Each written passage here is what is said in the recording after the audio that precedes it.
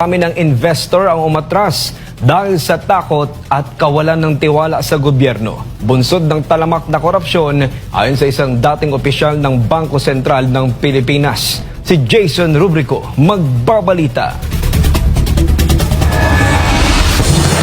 Sa gitna ng mga isyu ng korupsyon at manumalyang flood control projects, marami ng investor ang nagdesisyong umatras sa Pilipinas. Ayon kay Cora Guidote, dating head ng Investors Relation Office ng Bangko Sentral ng Pilipinas, patuloy na lumiliit ang tiwala ng mga negosyante dahil sa laganap na korupsyon sa pamahalaan. Marami na nag-pull out.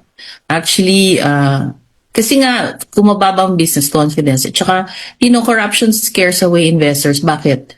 Kasi it increases the cost of business. Siyempre, manghihingi ng lagay yung mga people that they deal with in government. If I'm an investor, asan ang ROI ko? Asan ang return on investment ko?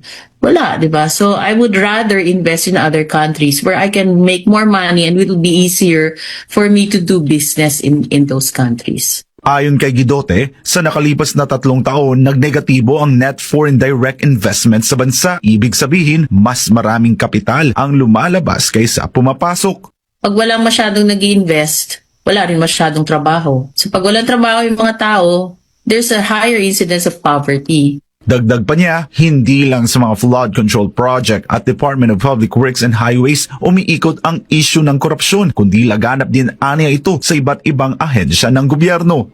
As long as those other departments are not being checked, then the plunder will continue.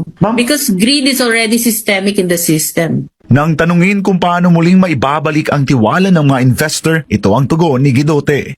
The government has to be accountable. And who has to be accountable? Those that approve the General Appropriations Act. So if they cannot address that, then you need a change in leadership. Kung hindi nila kayang maging accountable themselves, and I think that's almost an impossible demand for them to do because they want to stay in power. So we will have to demand for a change in leadership. Hopefully the president resigns. Para sa Diyos at sa Pilipinas.